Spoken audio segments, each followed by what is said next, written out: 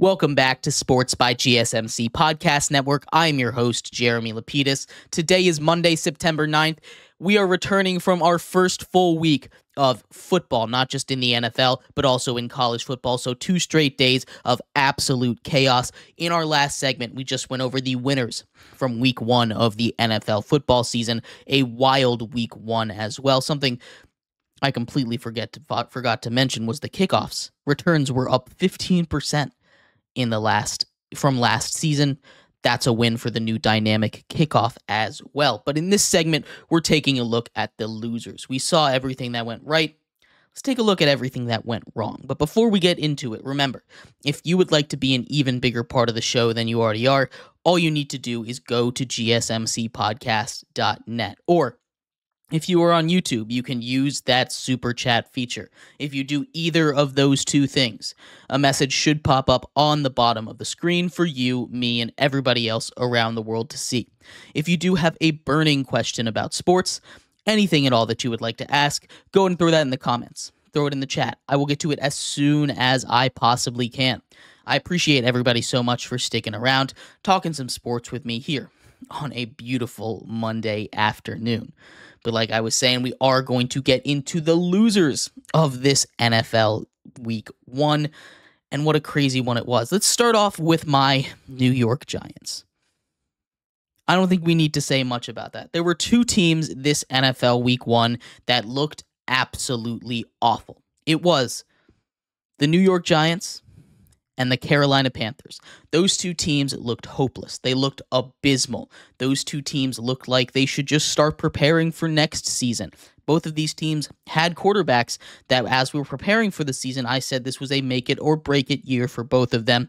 And it looks like after week 1 again, I'm not one to try and overreact to things, but it seems like we're landing, at least heavily leaning, towards the break it side of things.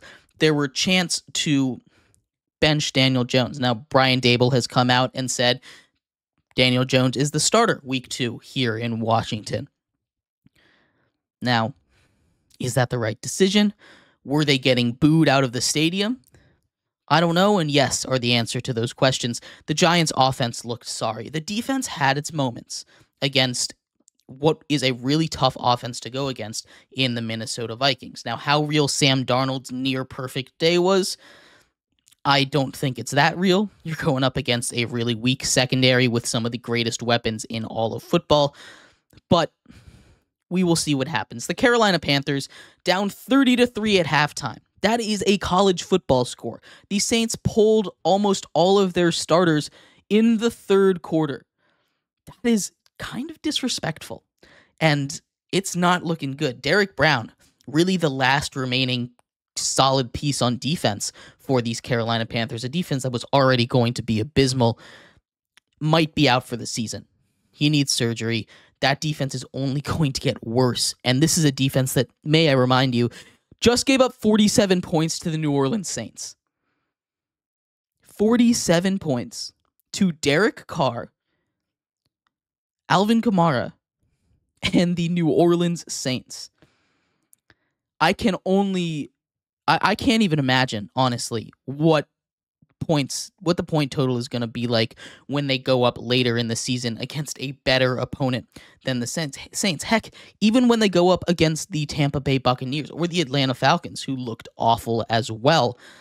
Kirk Cousins looked like he couldn't move. They're yet another loser for me, but we'll get back to the Falcons in a second. I want to talk about another thing on Brazil. Not only were those field conditions a big loss, but so was Jordan Love. Jordan Love goes down on the 3rd to last play of the game for the Packers. He's out 3 to 6 weeks with an MCL sprain. That is horrible news for the Packers because they went out and they cleared their quarterback room out in order to bring in Malik Willis. And we got the chance to see Malik Willis a little bit in action. 2 plays. One of them, they were trying to get a little bit closer for a Hail Mary. He bullets the ball way off target to a wide open Romeo Doubs on the sideline. Nothing. Then on what I expected him to be able to make, just a simple throw it up into the end zone, he can't even get the throw off. He scrambles around in the pocket. He doesn't look comfortable. He doesn't even get a throw up. He gets sacked on a Hail Mary attempt. And that is just sad. I have not a lot of faith in Malik Willis, to put it lightly. I am quite honestly shocked the Packers haven't gone out and signed Ryan Tannehill yet. But the Packers season might be done before it starts. The Packers were a trendy Super Bowl pick by some people. I wasn't quite there with them, but Jordan Love definitely does look really good. In what we saw, him and Jaden Reed have a nice connection. He's going to be worth that $55 million when he comes back. And it's awful news for the Packers, unfortunately, that happened. I'm not going to blame the field entirely. It was just kind of unlucky. The way it was, he just kind of got twisted up. He made a great play there, too, avoiding a sack, being able to flip it backwards to Josh Jacobs so he could get out of bounds and the game didn't end.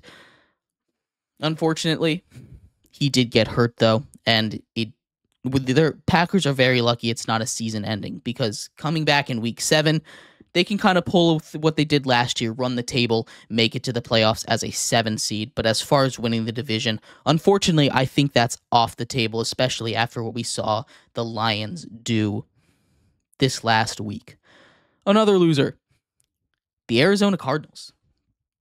Not exactly the whole Arizona Cardinals, but the passing game. One that I thought, especially with the inclusion of one Marvin Harrison Jr., one Maserati Marv, they would be able to move the ball a little bit. And they were in the first half. Kyler Murray had less than 50 passing yards in the second half. Marvin Harrison barely was targeted in the game. There were times where he was open. There was one play, especially down the stretch, where they were driving. He was wide open down the sideline. Kyler Murray just missed him. They should be able to get back on the same page soon. Marvin Harrison needs to be involved in that offense, and I know they scored a lot of points, 28 points on this Buffalo Bills defense that is quite honestly abysmal. But they probably should have scored more, maybe even won this game if Kyler Murray is able to make that read. I need to see more out of this Cardinals team, but they did look a little bit promising, just a little bit. The Pittsburgh Steelers, the Atlanta Falcons, in an ugly game, both get a loser tag. Same thing with the Cleveland Browns. All three of those teams put up performances that, I mean, it's kind of unexcusable. The Cleveland Browns, the Steelers, those two teams are very similar. In fact, I might even say they're mirror images of each other.